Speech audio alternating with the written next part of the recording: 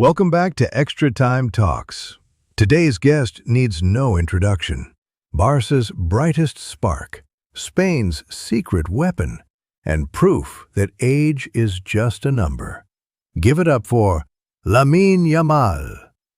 Do you remember the exact moment you realized, I can actually make it as a professional footballer?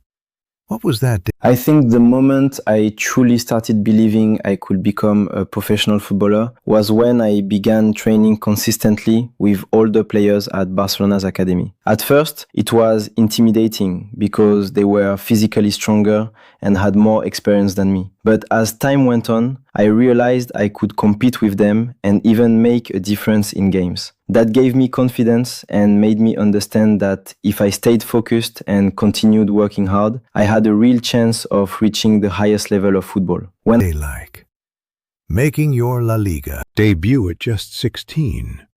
How did the senior players in the dressing room react to you back then?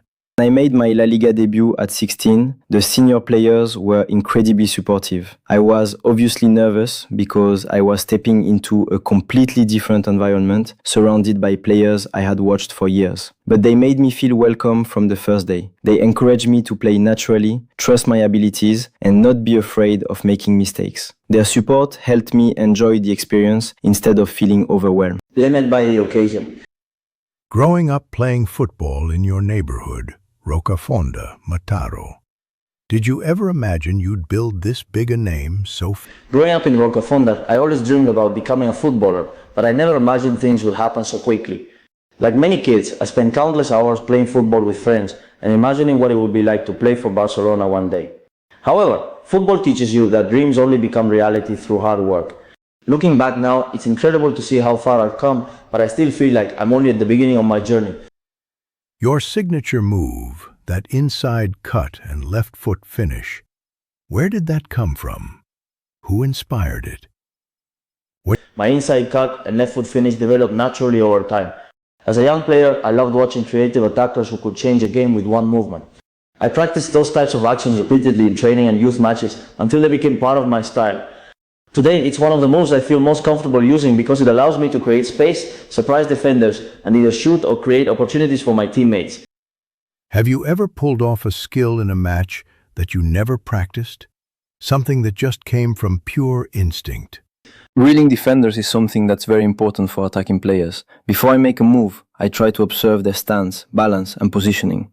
Sometimes a defender will show you what they're expecting just by the way they're standing. If I notice they're protecting one side, I'll attack the other.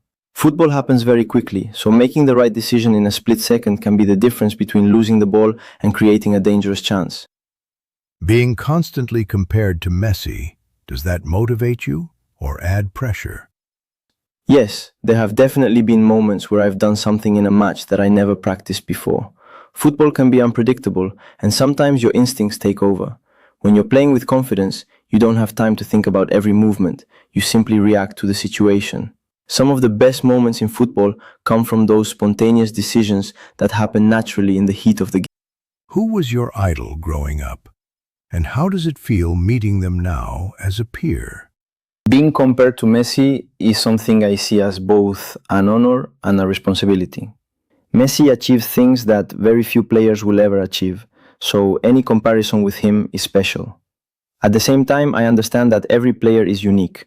I don't want to spend my career trying to copy someone else.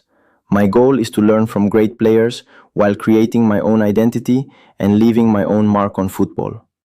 Becoming famous at such a young age, what's been the hardest part of this journey? I had several football idols growing up because I enjoyed watching different types of players. Some inspired me with their skill, others with their mentality and professionalism. Meeting players you admired as a child is always a surreal experience because they were the people who motivated you to dream big. Now that I play at a high level, I try to learn from those players whenever I get the opportunity. From the academy to the first team at Barcelona, what's the biggest lesson a coach taught you along the way? The hardest part of becoming famous at a young age is dealing with expectations. People start talking about your future, comparing you to great players, and expecting you to perform perfectly every week. Football doesn't work that way. There will always be good days and difficult days. I've learned that the most important thing is staying grounded, focusing on improvement, and not allowing outside opinions to control my mindset. Winning Euro 2024 with Spain. What's a locker room moment from that tournament you'll never forget? One of the biggest lessons I learned at Barcelona is that talent alone will never guarantee success. At every level, there are talented players, but what separates the best is their commitment, discipline, and mentality. Coaches have always taught me the importance of working hard every day, respecting the game, and never becoming satisfied with what I've already achieved.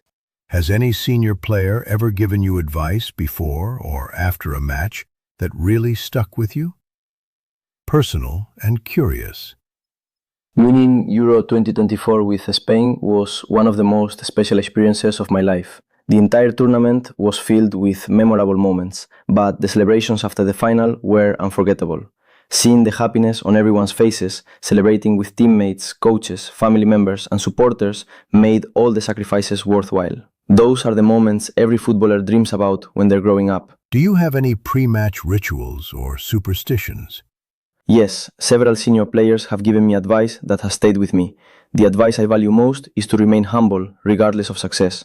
Football can change very quickly, and staying grounded helps you continue improving. I've also been told to enjoy every moment because careers move faster than people realize. Those lessons are something I try to remember every day. If you weren't playing football, what do you think you'd be doing with your life? I do have a few pre-match habits that help me prepare mentally. I like listening to music, spending time with teammates, and focusing on the game ahead. I don't consider them strict superstitions, but having a familiar routine helps me feel calm and ready. Football is as much mental as it is physical, so feeling comfortable before a match is very important. What's on your matchday playlist? The one song that gets you in the zone. It's difficult to imagine a life without football because it's been such a huge part of who I am for as long as I can remember. If I wasn't a footballer, I think I would still be involved in sports in some way.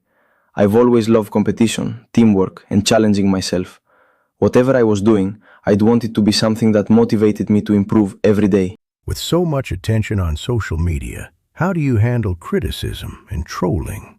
Music plays a big role in my matchday preparation. My playlist changes often because I like different styles depending on my mood, but I usually choose songs that give me energy and confidence. Listening to music helps me block out distractions and focus on the challenge ahead. It's one of the ways I get into the right mindset before stepping onto the pitch. What does the perfect goal look like to you? Is it about speed, skill, or timing? Social media can be positive because it allows you to connect with fans, but it can also bring criticism. I've learned that it's impossible to please everyone. Instead of focusing on negative comments, I concentrate on improving my game and helping my team. The opinions that matter most are those of my coaches, teammates, and family because they genuinely want to see me succeed. Has there ever been a match you lost that completely changed how you think about the game? For me, the perfect goal is about more than just the finish. It combines creativity, teamwork, timing, and execution.